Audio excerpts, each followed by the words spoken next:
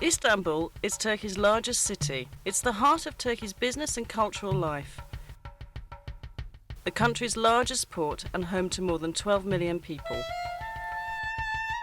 Byzantium had a superb location on the Bosphorus, the broad strait that connects the Black Sea with the Sea of Marmara and the Aegean. Roman Emperor Constantine I chose Byzantium as his new imperial capital. He ordered his builders to construct a great city of wide boulevards, spacious public squares and grand palaces. It was designated as the New Rome in 330 AD and named after him, Constantinople. 2 centuries later, in 537 AD, Emperor Justinian the Great inaugurated his greatest building project, the Church of the Holy Wisdom, or Hagia Sophia. Set on a hill overlooking the Bosphorus, right where the pagan temple of Byzantium once stood, the great church was the largest and most magnificent building in the entire world at the time. The Byzantine Church of the Holy Saviour of Ankara, built in the 11th century, is very different. A small, beautifully decorated church that was built as the centre of a monastic complex. Located near the city's massive land walls, it boasts the finest Byzantine mosaics in the entire region. The frescoes in the Paracelsian chapel were the product of a new Byzantine art movement, which paralleled the Italian Renaissance. The church is now a museum. Near Hagia Sophia was the city's hippodrome, a place for public games, tournaments, chariot races and special events. Along its spina, or central dividing line, are the great relics of the past. An Egyptian granite obelisk brought by ship from the Nile. A bronze serpentine column, once topped by 3 serpent heads. The column of Constantine, which in Byzantine times was covered in plates of gleaming bronze. The armies of Sultan Mehmet II conquered the imperial city in 1453, putting an end to the Byzantine Empire. The Ottoman sultans beautified their new capital, constructing great buildings that rivaled those of the Byzantines.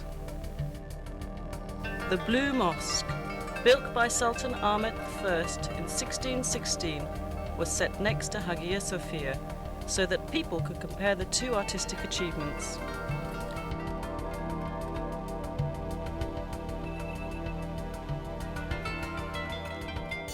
The Sultan endowed his great imperial mosque with many other buildings to serve the people.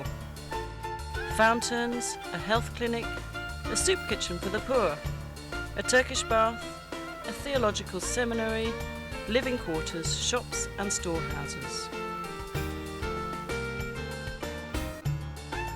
Topkapi Palace, known as the Seraglio to Europeans, was the home of the imperial family and the centre of the empire's government. Constructed between 1465 and 1478, it was expanded and modified dozens of times over the next 4 centuries. It is a beautiful, livable place of gardens, pavilions and sumptuous royal chambers. Many of them are decorated with priceless Turkish tiles. The most popular section of Topkapi is the Imperial Harem, legendary for its luxury, romance and intrigue. Mozart wrote his famous opera, The Abduction from the Seraglio, about it, and many other artists have let their imaginations fly with visions of what went on there. Located on major trade routes, Istanbul has always been an important commercial city. The Grand Bazaar, with its 4,000 shops, is among the world's most fascinating markets. It's truly a small city in itself.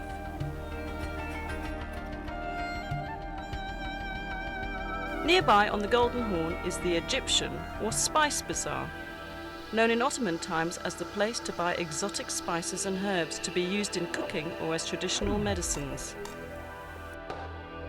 Crowning a hill overlooking the city is the Süleymaniye, or Mosque of Sultan Süleyman the Magnificent, the largest of Turkey's imperial mosques. Built for the empire's greatest sultan, it is the masterwork of Mimar Sinan, Turkey's greatest architect. The region around Istanbul is filled with fascinating places to visit on day trips. Take a fast ferry boat voyage south across the Sea of Marmara to visit Iznik, known in ancient times as Nicaea.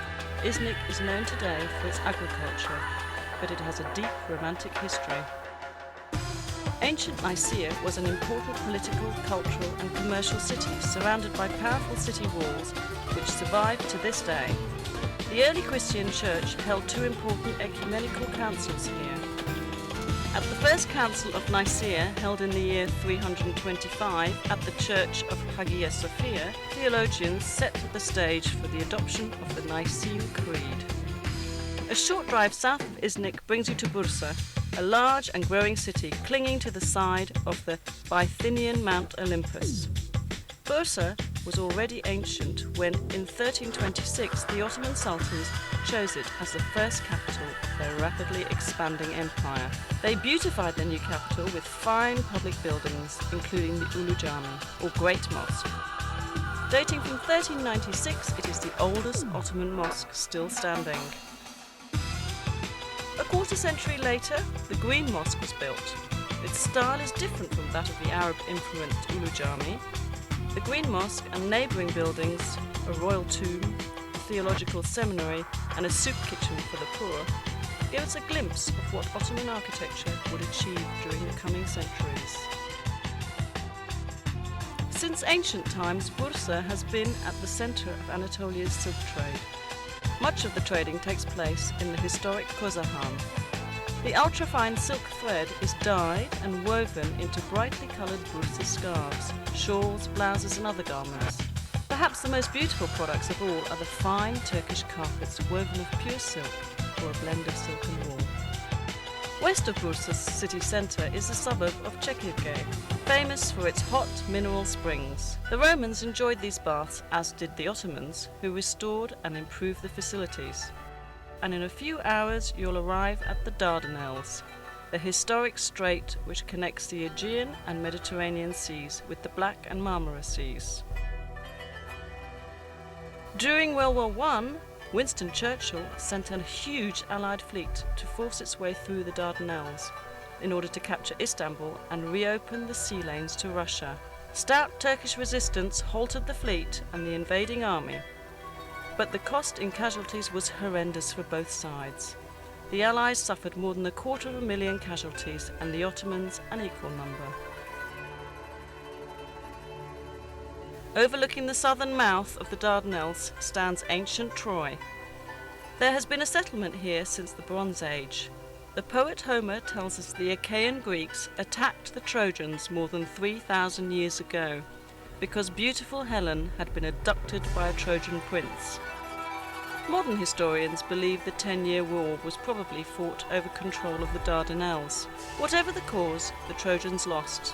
They couldn't resist dragging the Achaeans, great wooden horse, into their city. At night, the Achaean soldiers hidden inside the horse crawled out and opened the city gates to the invaders. Troy was sacked and burned.